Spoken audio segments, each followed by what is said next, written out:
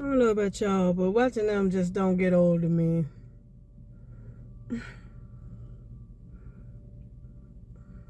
It's actually I don't know, peaceful. Just kind of like, we all on this struggle together. One thing I realized, like, animals don't like being unalived either. They flee, they run, Even seeing like a mother bird avenging, like one of her eggs got ate and she was avenging it and she beat the other bird up, a crow or something. It's about a little documentary thing.